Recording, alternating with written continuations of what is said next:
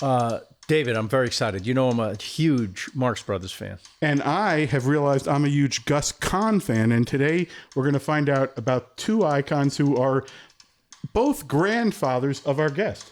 This one guy It's amazing. had a genius songwriter, grandpa, and probably the funniest person who ever lived as the other grandpa, Groucho Marx. Yeah. And he's had an amazing life in his own right. And he's he married quite well, as we'll hear. And Who didn't? Yes, well, my wife.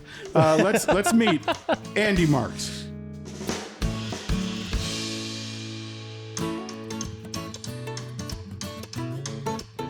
Let's spill the beans, chew the fat, food for thought, and jokes on tap. Talking with our mouths full, having fun. A piece of cake and humble pie, serving up a slice of life. Leave the dressing on the side, it's naked lunch. Clothing optional. Why, I've never been so insulted in my life. Well, it's early yet. He's had a change of heart. A lot of good that'll do him. He's still got the same face. I welcome you with open arms. Is that so? How late do you stay open? This lady is my wife. You should be ashamed. If this lady is your wife, you should be ashamed. She looks as healthy as any woman I've ever met. You don't look as though you ever met a healthy woman. What? Haven't we seen each other somewhere before? I don't think so. I'm not sure I'm seeing you now. It must be something I ate. I could dance with you till the cows come home. Yeah. On second thought, I'd rather dance with the cows till you come home. I mean your eyes. Your eyes. They shine like the pants of a blue serge suit. I want you to hold What? me. Oh, hold me closer. Closer. Closer. I'll hold you any closer, I'll be in back of you. Let's start in a He's real got two way. cool grandfathers. I do, right? I won the Yeah. I won the DNA sweepstakes. It's amazing. Well, listen, you're not a Nepo baby. You're a Nepo grandbaby. Grandbaby. I'm sort of Nepo, but the problem is when I was growing up, none of because everybody was so narcissistically wounded, all the parents, like nobody, like I don't really think my dad was that invested in, like if you're JJ, whatever, if you're somebody and you go, yeah, I'm going to help my kid and their talent. And I don't know, when I was growing up, it was sort of the opposite. Like nobody, you kind of were like, oh, I'm not going to go around saying I'm all these things. Whereas today it's totally accepted and everybody does it. And it's fine. But you're proud of it, and you have no reason not to be. But I think I caught. Well, here's the other interesting thing. So when I was again born in the 50s, Yeah. So you got to remember when I was growing up. So by the 50s, the Marx Brothers movies had kind of disappeared. Right. But then they came back. after they made A Night at the Opera, in my opinion, the greatest Marx Brothers movie, and then they made. Day at the Races, which was a little not as good, and then they all kind of getting worse. But wait, you left out Duck Soup. No. But that's an argument. What's the better movie, Duck Soup or Night at the Opera? Ooh. I think Phil, you go Duck Soup. I think Duck Soup has more laughs. Okay, let me tell you something that my grandfather actually said to me. So, he and Woody Allen, Yeah. he and Woody Allen, became, friends. And of course, Woody, loved him and loved the humor and everything. So every once in a while, when he had like a new movie coming out, he would call Groucho and he'd say, hey, I'm screening it down at Technicolor. Do you want to go see it? So he would call me and I would drive him down and we'd go see it. Oh right? my God. Okay. So we go to see Annie Hall. Now you got to remember, Groucho, this is 1974, I believe. Groucho is 84. We go down and we see it, and I remember up to Annie Hall, it was some of my God movies, Take the Money and Run, Bananas, Sleep, everything. Yeah. The movie Annie Hall ends, and my grandfather turns to me and he says, I think Woody finally made his A Night at the Opera. Oh boy. Because there is a definite, demarcation. Yes. There's the comedy ones, which Duck Soup, none of the movies, the Paramount movies, the 5 movies, 2 of them were stage plays. Right.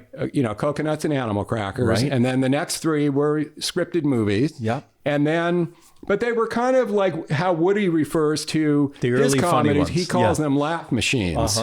Right. And that's kind of what those were. Right. And so when they got to MGM with Irving Thalberg, Thalberg said, that women don't really like the movies. Yeah. And we want to make a movie kind of which he did. Yes. And he put a love story in, Yes. and it's incredible. So it's a well-rounded good. Yeah, that was more of his Yes, thing. And yes. and then, and it's funny. And then with the two grandfathers, A Day at the Races. Yes. Actually, obviously, it's a Marx Brothers movie, but the songs were written by my other grandfather, Gus Kahn, and other, Bronislaw Kaper, and So they knew each other. They were friendly.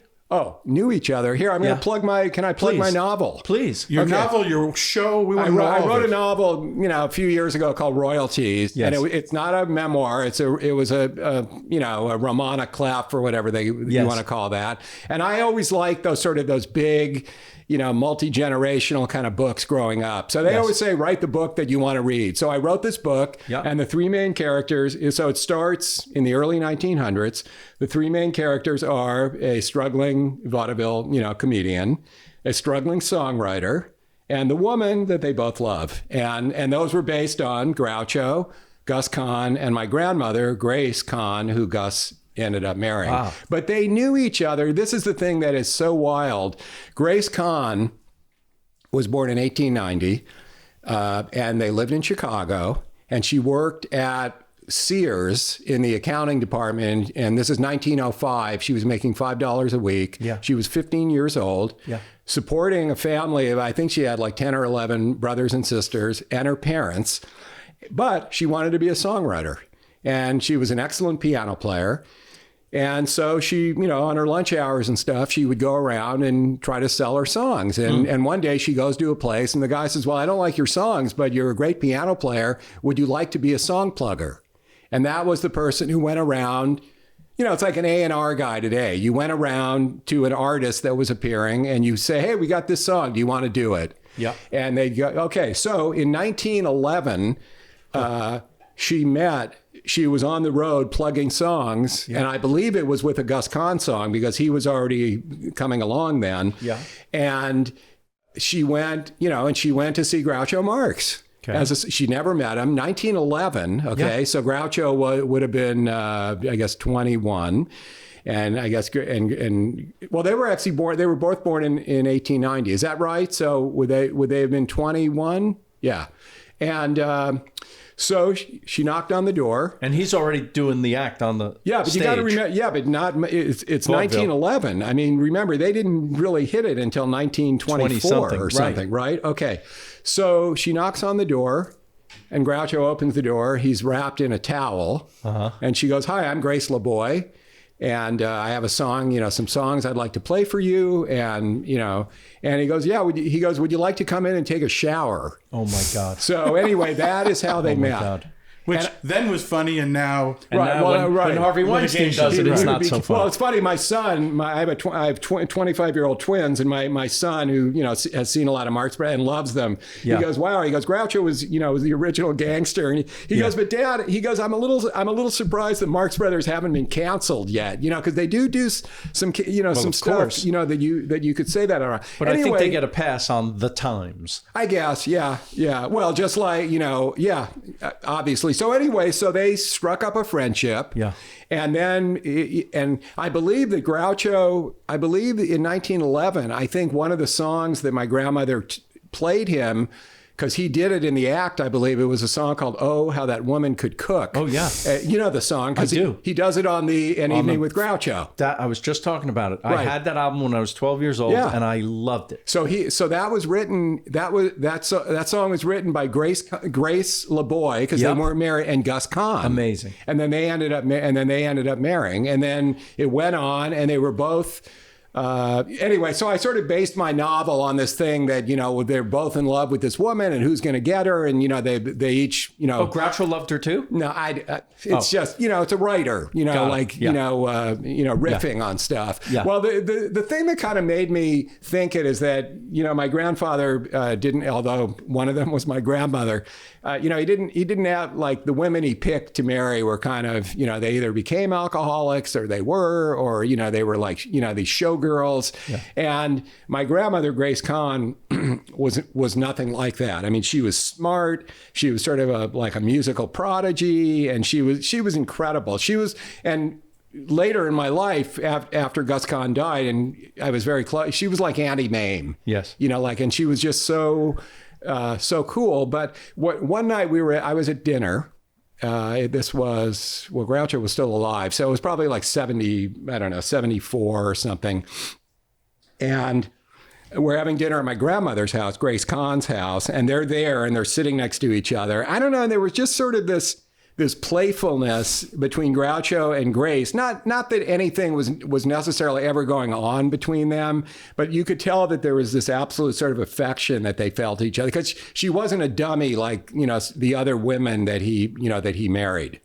Okay, okay. Yeah. And so one day I was just walking, I was riffing and I said, wow, I wonder what that was like. They both, they've known each other since the early 1900s, and then Gus Kahn, it was a whole thing. So I came up with this idea for this, unrequited love and the whole bit. And it's got a whole history of the music industry and whole thing of the 20th century. We are more you might probably like Groucho fans. I will read it, but I will tell you that Gus Kahn, it's an education just beginning to realize how many great songs he wrote, including My First Dance at My Wedding was It Had to Be You. Oh, come on, really? Which I thought was the greatest song of all time. Well, so a few people, Frank Sinatra told me. He did it okay. Frank Sinatra actually told me that that he used to sing. He has a granddaughter named Amanda, who Lambert, I think. Is that her? Yes.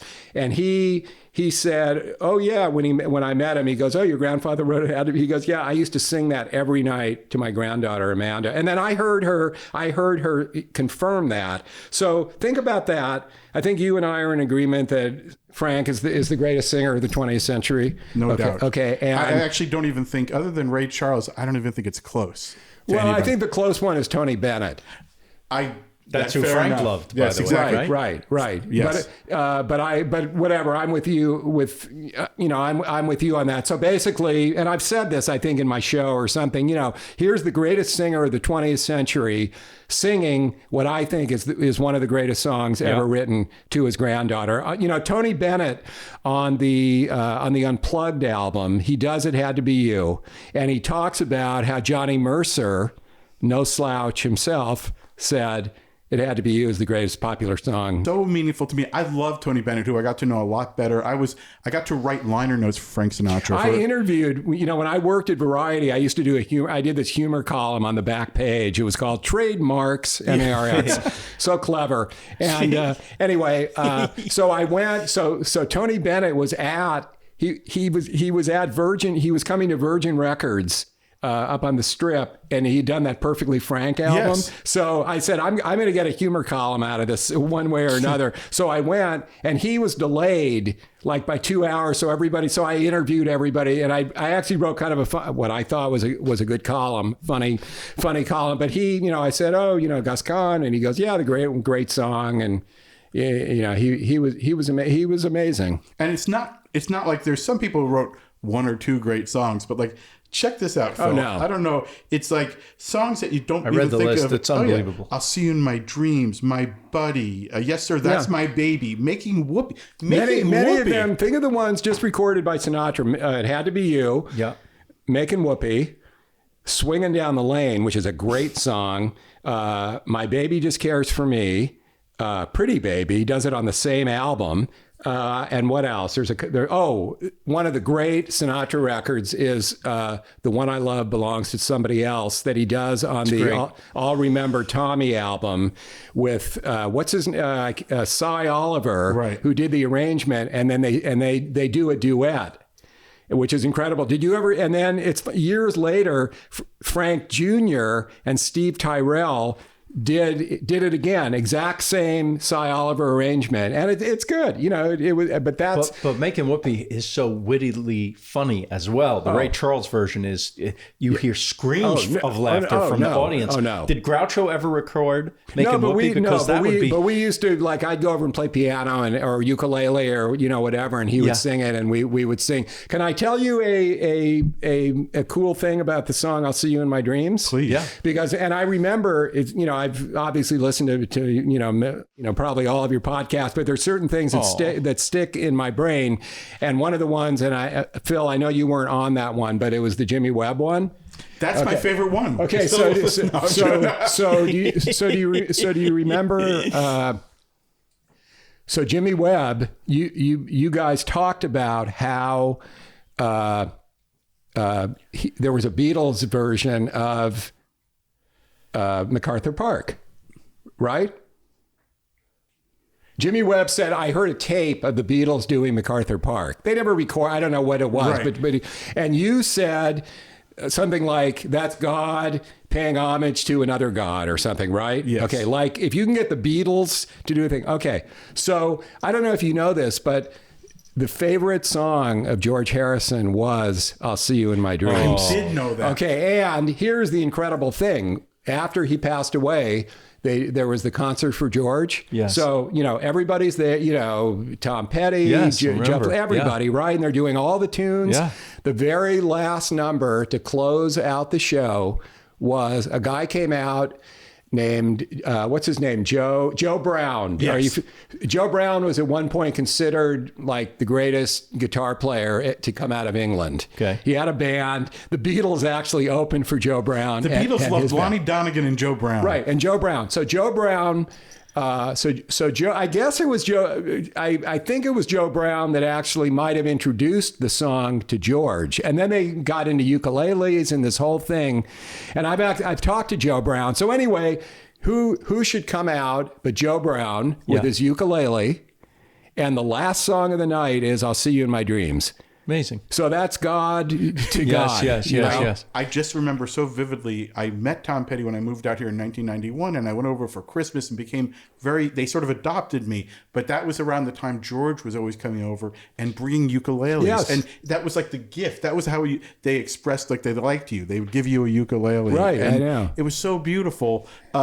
It's interesting, the Beatle-Marx Brothers connection. The longer I live, the more I see the connection, because to hang out like I did 2 books with Ringo helped them with 2 books during the pandemic. And the thing is, those guys, if you met them, they were so funny. Oh yeah, and And like, the anarchy of Hard Day's Night is a direct. but the Marx line. Brothers did not make it on a Sgt. Pepper's. no, how did that happen? I don't know. Who knows? I don't know. Who is it? What comedians are? Is it Isn't Buster W.C. Keaton Fields on there or Fields? something? W.C. Fields. Is on it. Yeah. Well, it's It's okay. I'd rather be on the cover of Rubber Soul.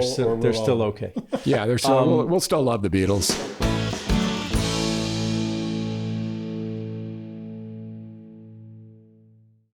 But with all these things that the people would say, her voice and her looks couldn't drive them away. 'Cause, how that woman could cook. Her bread was like angel fool's cake. She could take soup meat and give it one look, and right away it was porterhouse steak. I mean, obviously, Grandpa Kahn, amazing. But for me, Groucho is seminal in my life. Such a huge influence on me. People ask me to this day, who are your dream dinner guests? Right. And I always mention Groucho. Yeah. If I could have had I had dinner a lot with of dinners Groucho. with him. Well, I'm sure you did. I'll tell you a story about dinner with Groucho. And If you ever get invited. I want a lot of stories. So he used to have a thing. He had to eat dinner every night at 7:00. Okay. And he would have people over. Yeah. And he had a big dining room. And he would have a lot of people over.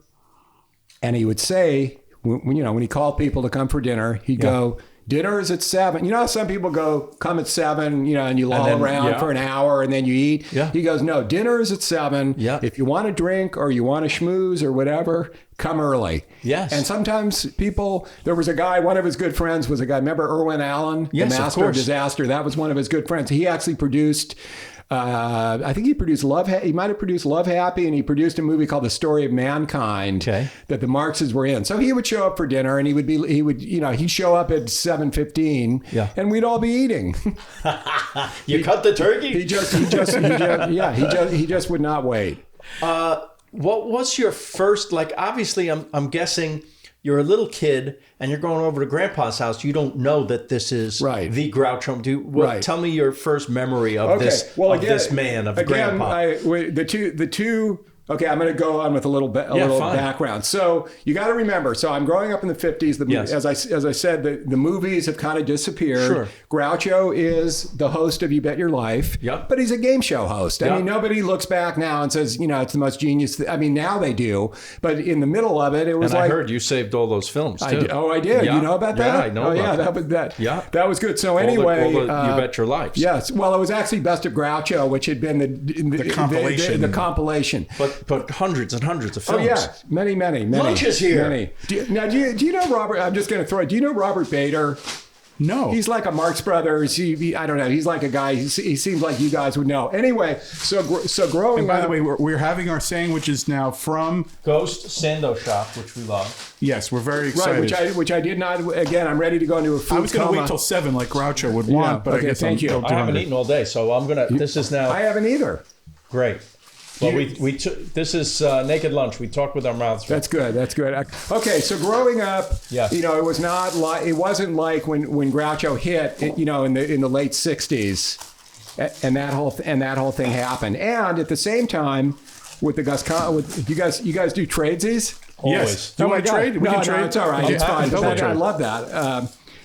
That's our friendship is based on this. I do that with people. If you don't want to do that, we can't be friends. No, I would it's love to do it. It's essential. I started doing a new thing at Langer's, which is when I go to Langer's, a lot of times with my daughter, we'll get one number 19, and then we'll get just a regular pastrami because the number it's too much. Like 2 halves of the number 19, so we split it. We do the or splitsies. eat half day at home. Yeah, right, exactly. We were just there the other day. I love it so much. It is better than Katz's. Oh yeah, even Nora Ephron said that. Right? She did an article and she said, I don't think Katz's is that great anymore. The pastrami is great. The bread is a shonda. It is a shonda, it's a shonda rhymes is what it actually is, and I've never heard a Shonda Rhimes joke. okay, well there you got one. There you got one. But it's a year ago I did my show at Marx Fest, yes. and so there was a whole group of us. Wait, when is Marx Fest? And I have to go. Well, it's once a year. Well, don't go anymore because I'm not there. So I was there last year. I don't know. They do it every year, but they don't always do anything in person a lot of times. Oh. But last year, so I did. Do you know Frank Ferrani? He's the guy that does the Groucho show. Yes, I know who he is. So he's. I mean, if you've never seen that show, you should definitely check it out. So it's great, right? I don't know. I got off the thing. I don't even remember what were we talking about. I got so flummoxed by the sandwiches. You were telling the backstory of your first trip to Grandpa's. Okay. Well, it wasn't. No, my first recollection of seeing him on TV was not the game show. I remember. Like I said, I lived in the Palisades, 906 Corsica, on the corner, and we sort of converted the front. It was on the corner of Corsica and Amalfi, and we sort of converted the front into a baseball diamond. Yeah. Not like Paul Reiser's baseball diamond. This was just grass. Where we played. Paul Reiser, who's been on the show twice, has a baseball diamond. Oh my God, you don't know about the baseball diamond? He never mentioned it. I've never heard of this. He's a good friend of mine, and I don't know Well, anything about I would it. definitely delete him. And don't be friends with. You should not be friends with him if he never told you this. Never. My kids went to school with his kids at Warner when we lived in Westwood, and he invited everybody over to play baseball. How nice is that? I know, and it's a real baseball diamond. I'm not sure he has that house anymore. He may not. It was the one kind of up in the the hills or whatever. The hills are alive with the sound of money up there. Anyway, okay. What sandwich did you get? I got a tuna. Nice. I've not had a good tuna sandwich in ages. Well, let's hope this is one of them. Let's see how it is. Let's see. It looks. Hold looks on. great. Let's take a All break. Right, hold on. I'm being filmed eating this. All right. Yeah, why not? I'm having a spicy chicken thing. Oh, love it. Good. Here, while you start your sandwich, I'll also tell you. Here's another. And then I'm gonna. Yeah. We believe we each met you on these at different writers' strikes on the line. Right. Which is amazing. You meet all the best people. And you do. I also think your wife is someone who is responsible for me, which is not a big thing to be responsible for, but writing for TV, I think it may be because of your wife, because I interviewed Spielberg for a Rolling Stone 1994 TV special. Yeah. I made him laugh, and I think your wife might have been I think she might have been the person who had to sign off on me being the interviewer for this off-camera. Oh, that could have thing. been, yeah. And he laughed, and the Joel Gallen, who was producing this special, said, "If you can make Steven Spielberg laugh, maybe you should write jokes for the MTV Awards." And that was my first experience. So I owe your whole family. Okay, you definitely do. I owe you know. Funny thing. Well, I'm really going off on tangents. Remind me to tell you a funny story about my wife and the Marx Brothers. Should I go into that or keep going about Groucho? Keep going, Groucho. Okay. Remember, you got a story about your wife. So we're playing. So I'm out there playing baseball, and I'm standing out in the middle of the street, which would have been center field. Yeah. And my mother comes out, and so it's my brother out. My brother's 4 years older. Yeah. My mother goes, "Boys," it's like a Leave It to Beaver scene. "Boys, come in. Why? Your grandfather's on a movie on TV." So we trotted into the den. How old are you at this time? Well, I mean, they were still married. My parents divorced in like 60. So, 6 or 7 maybe. Okay. Sit down on the floor, and there's A Night at the Opera. I mean, I can still remember. I remember seeing the stateroom scene in A Night at the Opera. So. You go, "That's Grandpa?" Yeah. And now you're going to go meet him. Well. Or he's going to come to you. How does that happen? Do you remember that? Well, I mean, I think I don't think it was like going to see he was just a regular grandfather. Of course. So, no, we would just go, we would go swimming, he was literally like I just knew him as Grandpa Groucho. And is it a gaggle of grandkids that he can't even keep them straight? Or No, there was just me and my brother. Okay. And that was actually it. Oh. There were no other grandkids. There are now, but there weren't back then. Was he sweet? Did he take you? Yeah, he was always like really Disneyland. What did he do? No, he took me to Nate and Al's. That was about that's my Disneyland. That was about as far as we got. No, I don't recall ever doing anything like that with him. Because I'm trying. How old was he at that point? Well, I guess he was in his late 60s. Which I don't know. Back then, when you think late 60s, it seems old. Now that I'm past late 60s, that seems young. That's right. Again, it was just, we'd go over there for dinner, we'd go swimming. I remember he had a housekeeper, and she would bring out this incredible bowl of buttered popcorn. It was like, and he would just be sitting around and, smoking his cigars. And, and it wasn't until I got into high school when the Marx Brothers thing kind of started. Coming back in the 70s. Yeah, there was a record album. There were 2 of them. One was a Marx Brothers one, and one was a W.C. Fields one. You probably know this. And they were narrated by the great, remember Gary Owens, he was the guy, he was the voiceover guy. Well, you actually saw him on Laugh-In. And he narrated, it was 2 albums of comedy bits. One was the Marx, he'd go, and now here's, Harpo, here's Harpo trying to get into the speakeasy and thing, and you'd hear the audio of the swordfish routine or something, or here's Groucho trying to get in. So every kid that you meet has had, like Scott Alexander has had that album. So then at that point, so that was kind of late 60s-ish. I was still in high school, but now kind of starting to get into it. And the other thing that happened that you got to remember is that late 60s is college, unrest, protests, anarchy. Who better to fit that than the Marx Brothers? That's right. Right? And Duck Soup's one of the great anti-war movies. I'm trying to think who did it. I think TCM did a thing about this. Yeah. I think it was National Review did the greatest 100 political movies of all time, and it's on there. Of course it is. Right. Do you remember funny moments with him? Constantly. I would imagine he's the wittiest person in the world. He would have hilarious one-liners. Yeah, okay, but look, you yourself have been around, I'm sure, millions of, a lot of comedians, okay, in your storied career. Mm-hmm. And you know that a lot of them are not funny off screen. Right. He was a kind of, I don't know if neurotic, but he was sort of a worrier, and he was the one that had to worry about Chico and Harpo, and he was kind of, having to take, and he wasn't the oldest, he was the middle child. But he, he would say, of course he would say funny things. And I remember once I walked into Nate and Al's, and he was sitting in there with the great, speaking of great songwriter, Harry Ruby. Wow. And they're sitting there, and Groucho takes a look at me, and he goes, "My God," he He goes, think how I must feel. No, what did he say? He goes, I don't, something like, I'm ashamed to see you. And then I said, well, think how I must feel. And then he laughed and I was able to get him. So now, yes. So now not it's very many years later, you find out that the You Bet Your Life shows are going to be thrown away. Right. Well, all the tapes. Well, they were filmed. Film, that's right, because it was done on film. But they did, so much of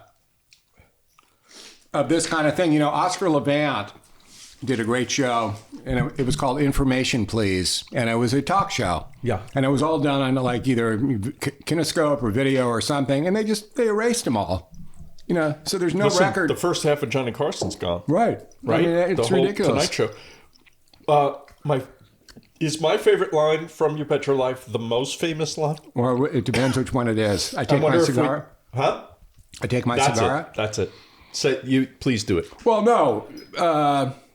No, the guy says, he goes, do you love your wife? No, or do kids. We have a lot of kids. We have 9 kids. Do you love your husband or something? I don't know. And he goes, yeah. He goes, well, I love my cigar, but I take it out every once in a while. But I thought there's right. sort of a mythology that they say he didn't really say it. Oh no, I could pull it up on YouTube right now. Okay, then there's another line of his. It's to a woman who has 9 children. And she says, well, I love my husband. Right. And she says, I love my cigar too, but I take it out of my mouth. Right. No, I guess there's another line. It's another one of these like mythological, things where supposedly he said it, and a lot of people go, no, he didn't. He didn't really say it. So I don't know. But that he really said. Yeah. But while I was at college, I remember this. My very first, semester or whatever, in Isla Vista, there was a revival theater. Yeah. And one week they were showing all Marx Brothers. Mm-hmm. This is '69. Yes. So I could always get a date. Because I could always say to a woman, hey, do you want to go see a movie with some of my relatives in it? Right. Of course. Right. So every night. We said that too. We just lied. I know. Every night I took a different girl to a Marx Brothers movie. Got nothing to show for it. But anyway. All right. So I get out of college and I do this thing with the shows. Yeah. And I get myself a little job because I say, we're gonna have to catalog all this. Because I don't know how much you know about it, but they showed up at the house with like 700 boxes of film, and you had to put them in the house until you could find storage. He had a 16 millimeter screening room. Okay. So I made this job for myself with the guy who originally produced it. I created a job which was the archivist. Brilliant. And so I had a nice 2-year job. But what was even better was that every day for literally 2 years, I would work up at the house, have lunch, and then Groucho and I would watch some of the episodes together. Oh. And he would say, oh, I remember that guy and this, and he was completely sharp on it. I mean, it was amazing. And so this was 73, and then this is when all the kind of, he got the Academy Award and the whole, and then it went, and the, I don't know do you know about the, when they re-released Animal Crackers? Yes, I remember that. And actually, it's funny because that was a big deal. It was almost like Lost. It was, it was. It was never shown. Right. So a guy did this petition. Right. It was shown then. It was shown when it came out. Yes, but then it disappeared because Universal or somebody wouldn't release it. Yes. So a guy at UCLA got some kind of a petition together and did this whole thing. And actually, at that screening a couple of weeks ago. Of Animal Crackers, Scott Alexander tells this hilarious story about he was 10 when his father, he begged his, they grew up in Brentwood, and he begged his father to take him to the premiere, which was in Westwood. Yep. And the father agreed. They didn't have a ticket or anything, and somehow they snuck into the movie. The dad went underneath one of those ropes or something, and he got, I guess, Scott and his sister, and they got into the screening of it. Yeah. And Groucho, and I was with Groucho. I went with Groucho, and, I think Zeppo and Gummo were both there. Wow. Yeah, so it was really cool. And it was a mob scene. Of course. It was unbelievable. Well, it's film royalty, and you're getting to see it. Also, not for nothing, maybe the best, most hilarious movie aside to the camera I've ever seen. It's in the first few minutes. He's talking to Margaret Dumont and another lady, and he walks right downstage to the camera, and he goes, "Look at them, couple of baboons." Yeah. And he goes on and on and on, and I'm crying laughing watching. Well, isn't he? He's doing the Eugene O'Neill thing, right? Isn't he of the aside to the breaking the wall? I thought the reference thing was he was kind of aping. There's a scene, I think it's that, where he's supposed to be kind of making fun of the Eugene O'Neill stuff, where there would be these asides. Yeah. You know, the heavy. Well, it's been since Shakespeare that the actor will do the aside to the audience. Mm-hmm. But when he does it, that 70s era is when my memory is. I think I got introduced to Groucho by seeing him with rock stars. Like, was it Alice Cooper? Yeah. Queen, didn't they come and give him? I don't know if I thought Alice Cooper, there was a friendship. Night at the Opera was an album of theirs. And Day of the Races. And Day of the Races was the next album. Yeah. They came to lunch, not with Freddie Mercury, though. But I think Brian May was there. I'll tell you, here's a great rock star story. Towards the end of his life, Groucho got, and yeah, it's true about Alice Cooper. Although, some of these people, I find they kind of exaggerate the whole thing a little bit, but... They had one lunch? Yeah. So anyway, towards the end of his life, as we all probably do, Groucho started to get a little more religious. He was probably bar mitzvahed as a kid and everything. So he joined, Sinai Temple. Okay. The one over on Wilshire and Beverly Glen. And I used to take him, for Shabbat services and stuff. So one year, and it might have been he died in 77? Yep. Same day as Elvis. No, 3 days later. 3 days? Yeah, he got over. No, Elvis was the 16th, Groucho was the 19th. I don't like that. I remember, I was like 17 at the time. I remember liking that Groucho didn't get his own week, at least. I didn't like that it was too close. Us Marx aficionados don't like it that he got a little overshadowed by Elvis. That's what I mean. Yeah. I didn't like that. Absolutely. Yes. And I like Groucho better than Elvis. But anyway, so Groucho decides that he wants to have a Seder. Okay, it's Passover. Yeah. He wants to have a Seder. He has a huge. He has this very long dining room. Yeah. And with a very long dining room table, and everybody's there. There'd be some celebrities and stuff. But it's a funny Passover story. But also, so guess who shows up? You're not going to believe it. And he was very good friends with him. Ahmet Erdogan comes for the Seder, but he brings Ron Wood. What? Yes. And Ron Wood, in one of his books or something, actually mentions this, or his thing of paintings or something. He mentions going to the Seder. So the Seder, though, is absolutely hilarious. So we're all sitting down here. Groucho's very, at this point, kind of feeble, and his voice is quiet. He's down at the other end, and, the rabbi's doing, the whole shtick. And, you go, it's like 30 minutes before, and you're all starving and everything. So down at the other end of the table, from Groucho, you hear almost in a whisper, he goes, "When are we drinking the wine?" And then everybody laughs and everything, and we don't drink the wine. And then the rabbi goes on even more. And then again, "When are we drinking the wine?" And this whole thing, it was the best Seder ever. I mean, you don't use that rabbi again. No, you need a faster rabbi. I don't know you definitely do. I mean, my God, it's, By the way, why have a rabbi at all? Groucho could have led the Seder. Would have been he totally speedy. Could.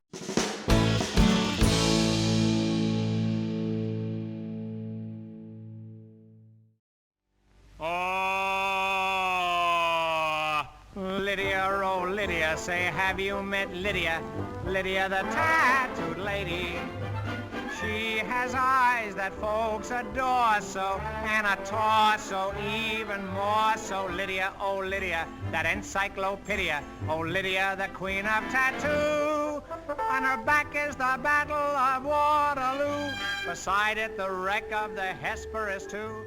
When you mentioned that screening where there's some of the other brothers, Zeppo or whoever was there, did you meet any of? Oh yeah. Which brothers did you actually know or like? I knew all of them. And what was Harpo? What are your memories? Sweetie Pie? Yeah, Harpo was great. He was like the gentle clown. He had a place down in Rancho Mirage. Yeah, and it was like a horse ranch. And I remember here's two memories that I have of that. My brother went horseback riding, got thrown off, and had to go to the hospital. He was fine. But then the other memory that I have I don't know if I'm allowed to say this, but I remember he had a big kind of a compound, and I remember walking by. I was very young, and I was just standing there. I looked through the window, and there's a naked woman in the room, naked. And I thought, should I look at this, or maybe I should just move on? I don't know. I mean, I was probably 10 years old, but it was, you see a naked woman, you go, wow, I don't know who it was. She was visiting Harpo? Well, I hope so. Maybe it was his wife. I don't know. Speaking of Harpo, do you know? And when I was in Israel, I went to Israel in 2019 to get bar mitzvahed. Oh. And but you know how they do. It's like a Las Vegas wedding. Yes. You go to Jerusalem, you go to the Wailing Wall, right? You go to, but and they have the thing where have you been? I have. Where they throw the candy, from the wall when you're anyway. Yes. So on the way to Jerusalem, I had heard, and I think I had seen that in Jerusalem were Harpo's harps. Oh. Okay, and I'll send you later. I'll say if you guys give me your emails or whatever, sure. I'll send. I won't stalk you, but I will send you. You can stalk me. So on the way, okay, good, I will. On the way to Jerusalem, I said to the tour guide, I said, hey, my great uncle was Harpo Marx. I hear that at the Academy of Music and Dance or something are his harps. So while we're in the tour bus going, he calls and he goes, yeah, it's true. So we make a stop. Mm-hmm. And I get to see Harpo's harps. Oh, that's amazing! And here's the ironic story. Not ironic, but it was kind of humorous. I think the story of how they got there was,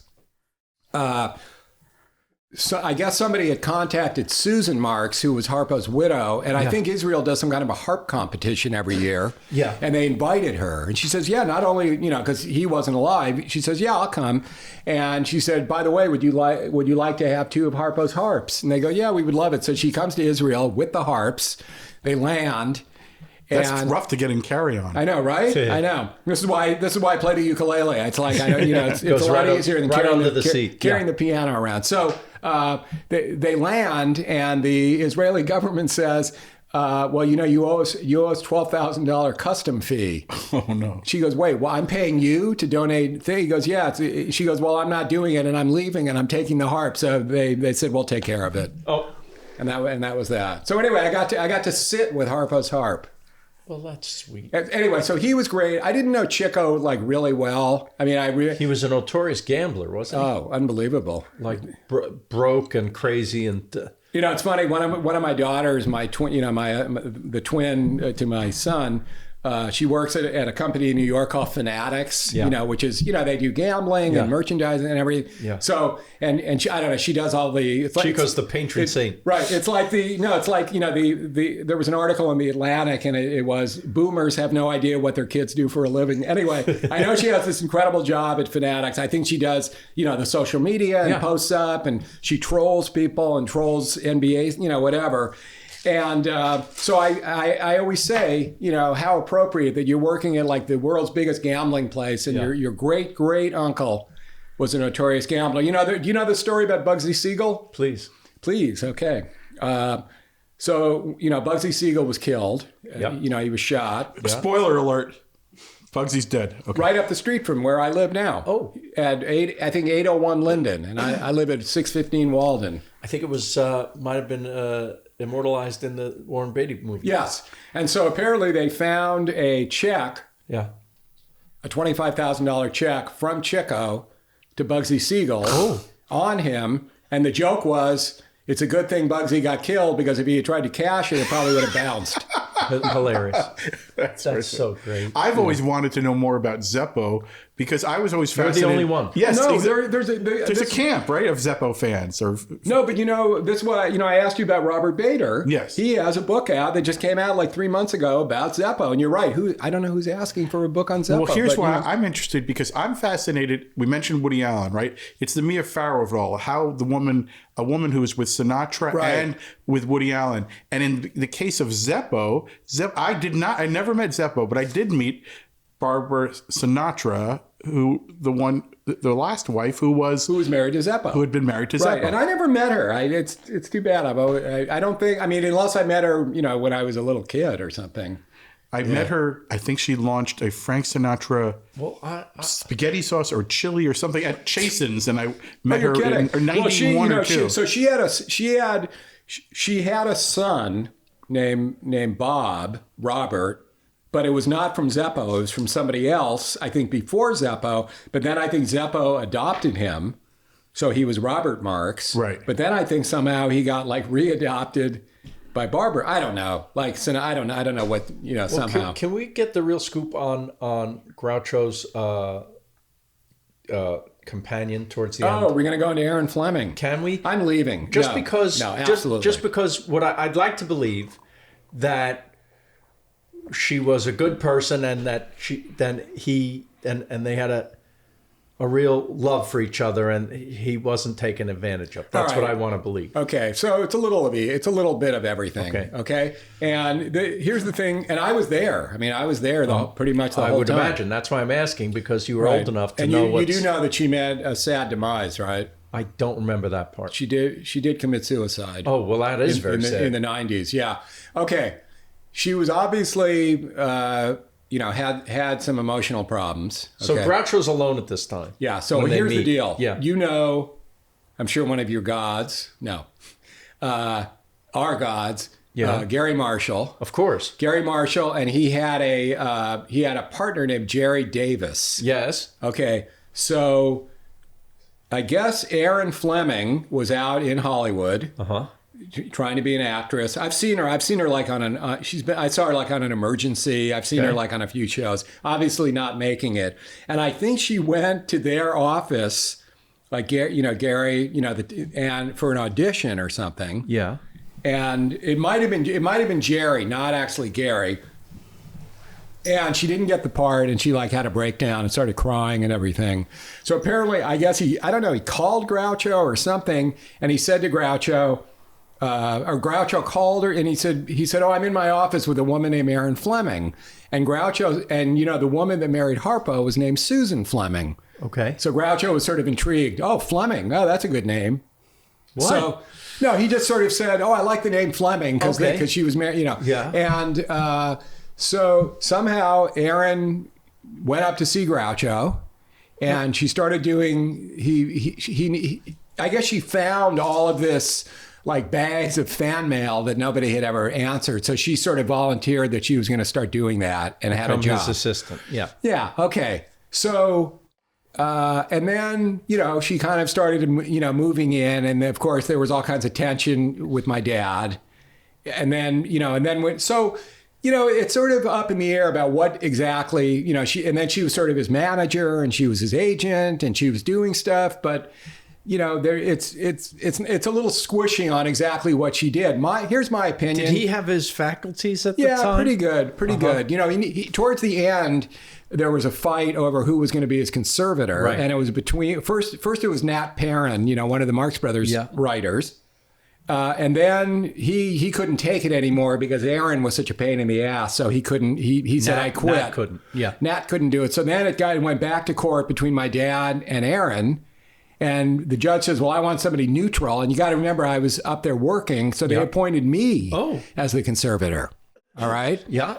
And so again, I had been spending. Aaron was a little. I mean, I'm not going to throw out whatever, but she seemed a little bipolarish. Like different days, she would be different ways. Right. Okay. Yeah. So I don't think she and Groucho ever. People said, "Oh, they were sleeping together." I really do not think that was the case. He was already pretty infirm and old at that point. So I don't. It was not romance. I think yes, he got kind of that doesn't stop my wife. Well, absolutely. I know.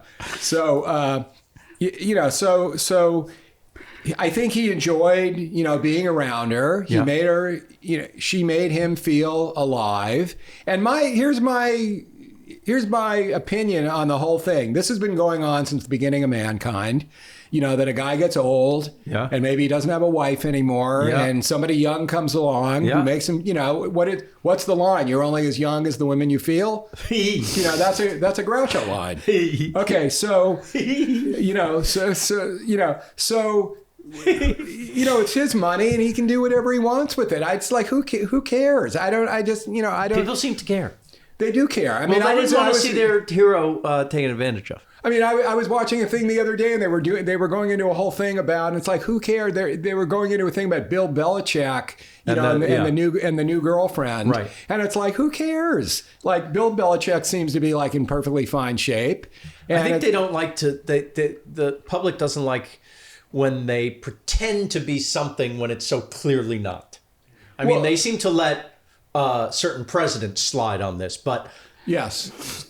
Folk heroes, they need. I won't you. I won't have you put down James Polk in that way. but is he? But is I mean, but I mean, okay. Well, what? So do you think, like in the case of Belichick, she's like taking advantage of him? I think the public may think that. I mean, she seems to be sort of, and then it's the old joke. Who wouldn't want that? If you were old and single. Listen, obviously, it's mutually agreeable, right? Yeah, see, I personally... people want different things from different This goes back to the Beatles. I do think the public still has a way to want to only blame the women. It's like, they wanted to blame Yoko and Linda and, for the Beatles breakup. They want to blame... So... I'm not here to defend Aaron Fleming in the slightest bit, but I think it's funny with Belichick. He's older, but he's not so old that he doesn't know what's going on. I don't think there's any argument that he may be making bad choices. Listen, people think it's unseemly for such an age difference. That's okay. They don't like that. But women don't like when old men go with young girls. Well, it's funny though about Belichick, and that's fair. But when I look at Belichick, I mean, I don't know, what is he, 70s? He seems to me, I guess maybe because he was a great coach, he seems to me sort of younger. I don't look at him as kind of this old, creepy guy, like, who can barely walk, and he's with the younger. It's like, okay, he's in that world anyway of sort of, Nobody wants to see this.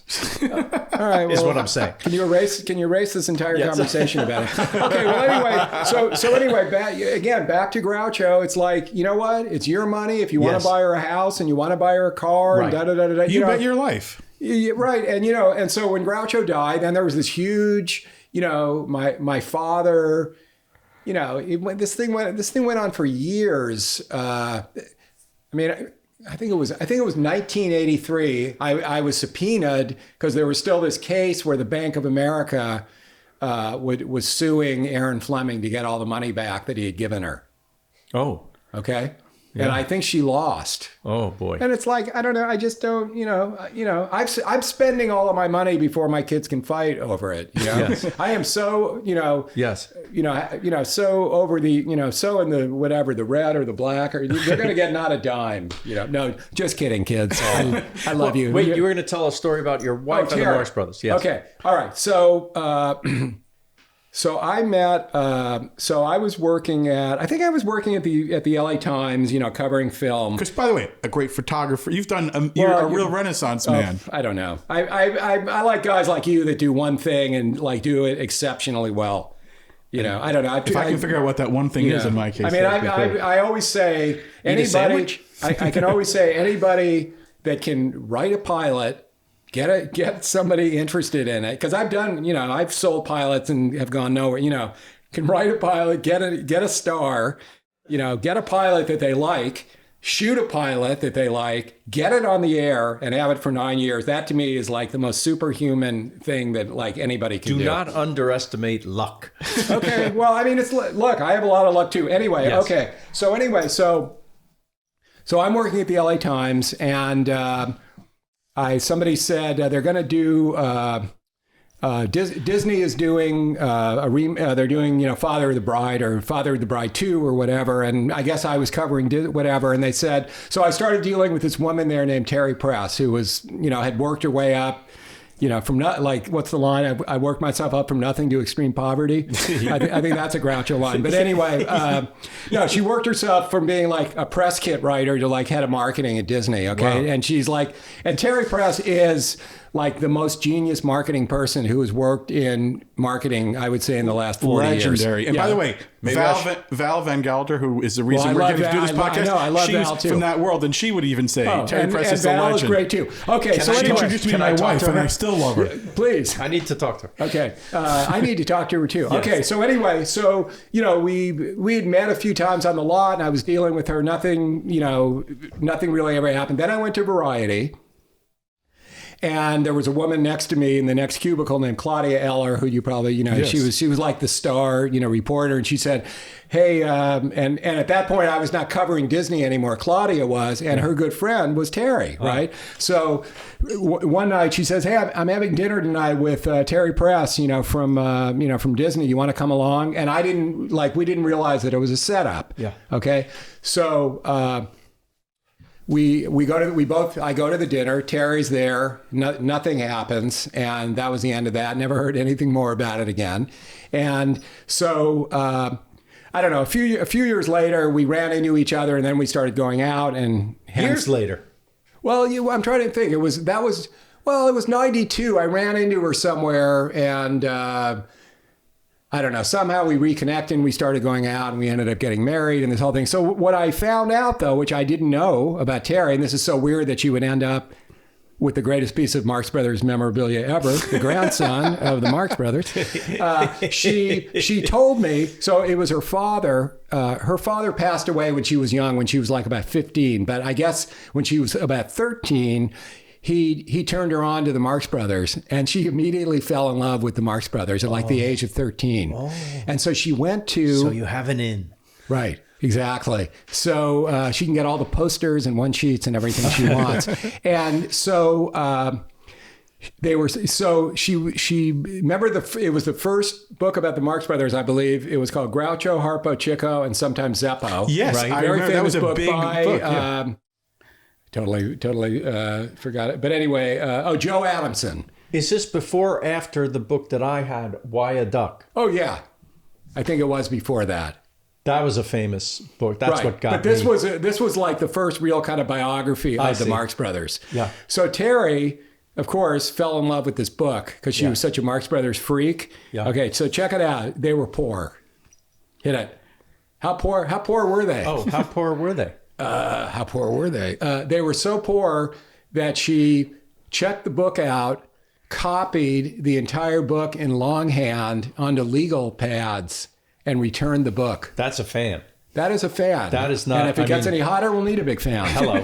Second time I've used that joke today. I'm going to have to go. Okay, but here's the crazy thing. So not only is she a complete Marx Brothers fanatic, and here's the interesting thing. When we went out, she didn't put it together that I was related. Oh. Okay, but her other she thought you were Karl Marx's exactly. son. Actually, once I went to when I was in college, I worked for the Daily Bruin, and I went to the Troubadour because I was reviewing Herbie Hancock.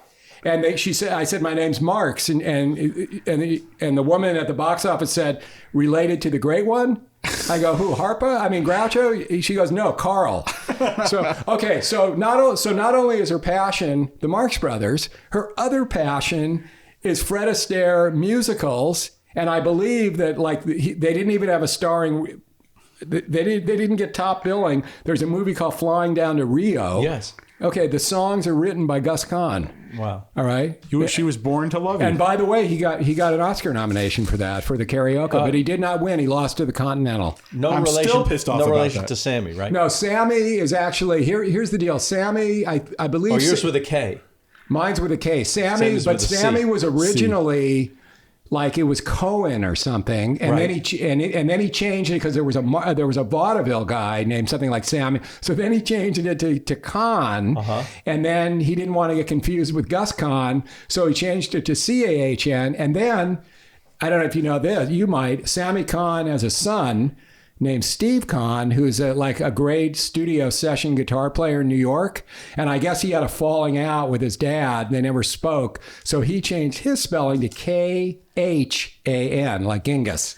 I did not know that. Okay, you got a nice piece of music trivia. I do know one of my the way I discovered Sammy Kahn, knowing who that was, at one point, I guess my uncle removed George Barry, who ran Fabergé, yes, at one point I think was trying to or dated Elizabeth Taylor, like in the post-Burton period or whatever.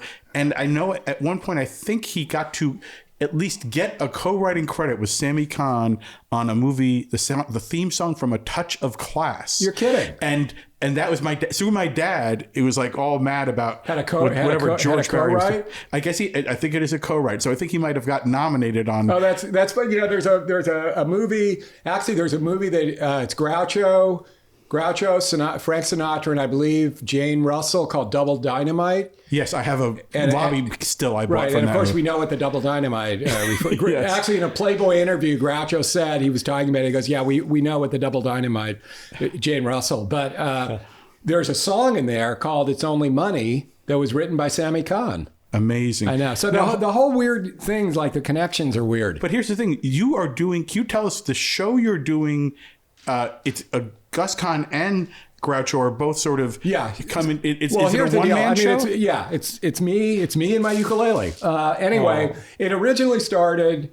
I play piano. I play a lot of different stuff. But I went to Hawaii in 2017. I was doing some photography work, and I had played the ukulele as a kid. My brother and I actually were on. Groucho took us on the Steve Allen show. I'm going to send you, if you guys give me your emails, I'm going to send you some really cool photos and stuff from the thing. So Groucho took us on the Steve Allen show, and we performed. We had a group. We called ourselves the Marx Brothers, and then Groucho said you can't use that. So we changed it to the Brothers Marx, and it was during the folk singing. We had the striped shirts and the whole bit. Yeah. And we went out there, and I played the ukulele, and my brother actually played the banjo. It's like that. It's actually, Steve Martin tells that joke about, when he plays the banjo, and he goes, it's like the guitar, except the guitar will get you laid. but Groucho told me the same joke when Groucho told me two jokes because he gave me my very first ukulele. And he said, "Andy, do you know what the definition of a gentleman is?" And I go, this is an old joke, but he used it on me. I go, "What?" He goes, "A gentleman is someone who knows how to play the ukulele, but has the good sense not to." But then he played guitar, and we used to play together, and he'd say, "Andy, the difference between the ukulele and the guitar is the guitar will get me goils." In that accent he said goils. But it's funny because it's like the Steve Martin joke. Yeah. That's amazing. That's the so you update. started. Oh, okay. So I moved to Hawaii, and I took up. I went back and I was studying and everything, and I suddenly realized that all of these Gus Kahn songs, when they were written, people, in their houses, they either had pianos or ukuleles, and so I all of a sudden I got really good, and then I just started saying, "Oh, I'm doing a show called It Had to Be Gus." I just kind of made it up, and then I didn't I didn't do much talking or anything, and then I finally. I don't know. It was a couple of years ago. I got asked to go on the TCM cruise because they were doing some. They were showing the Gus Kahn movie, "I'll See You in My Dreams," and they were showing "Day at the Races," which has both my grandfathers. Yes. And they said, and I go, "Oh, by the way, I do a Gus Kahn show called It Had to Be Gus," and I think at that time that's what it was called, and then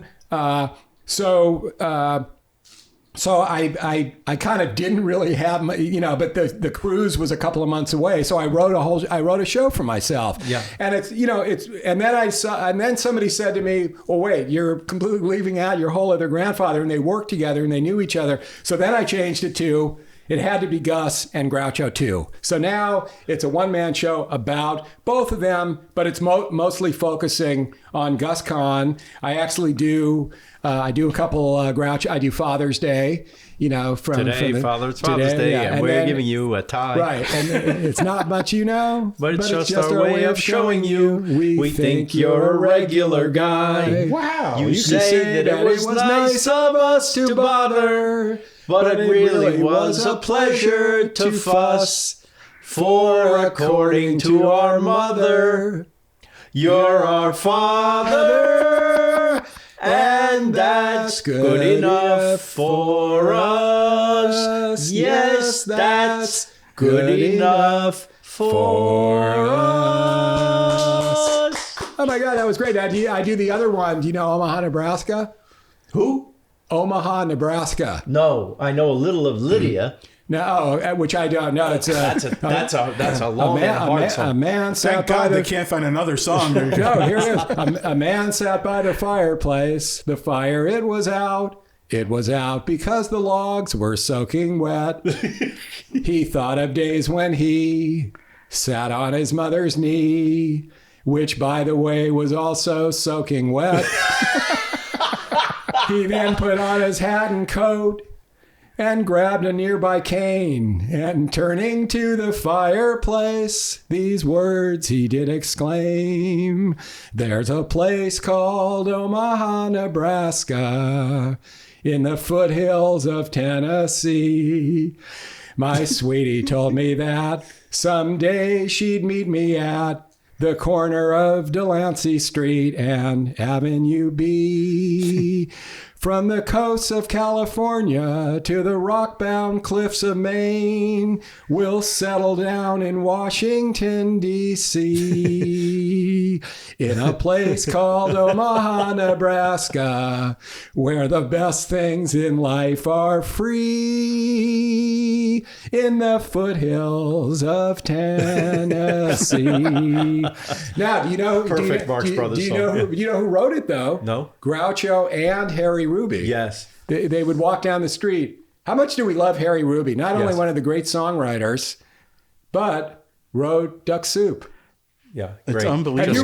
Have you read Randy Newman's biography by Robert Hilburn? Nope. I have, and I went to their book, the book event. Because they talk about in the book that who was it, Lenny Waronker? Yes. So he and Lenny Waronker grew up like in Brentwood. Yeah. And Lenny Waronker's father was Cy Waronker. Right. And so they say in the book, I guess Randy Newman says that as kids, they used to watch the movie Three Little Words. Yeah. Like, so he and Lenny Waronker would sit around watching Three Little Words and then pretend to be songwriters. Oh. You know, like instead of watching like, a baseball movie or a Cagney movie and, thinking you're a GI man or something, Right. I love that. It'd be like us listening to comedy records. Yeah, exactly. I mean, Right? Harry And then Ruby wanting was to be in great. that. Gus Kahn, one question. Yes. Was he a good great grandfather? What kind of guy Well, was remember, he was not alive when he died in 41. He died really young. I didn't know that. He was 55, which is sad because he probably would have gone on to do like so much. I mean, think about it. He basically, how long has that been since, that's like 75 years or something. And the songs, Yes. But the songs are amazing. this, Was he supposed to have been? What kind of guy was he supposed to be? Well, I always say, he must have been a romantic if you wrote It Had to Be You, and you must have been one of the most hilarious people ever if you wrote Making Whoopee. That's Absolutely. right. That's absolutely right. Well, I can't tell you what a pleasure are it's you been kidding? to spend a little time with you. This is so. I would love to stay in touch with you guys because you will love some of Well, I some. was just about to say I had one request, Yes, which sir. was more, please. More, please. Well, I'll come back any old time. Naked Lunch is a podcast by Phil Rosenthal and David Wild. Theme song and music by Brad Paisley. Produced by Will Sterling and Ryan Tillotson. With video editing by Daniel Ferreira. And motion graphics by Ali Ahmed. Executive produced by Phil Rosenthal, David Wild, and our consulting journalist is Pamela Chellan. Thanks for listening to Naked Lunch, a Lucky Bastards production.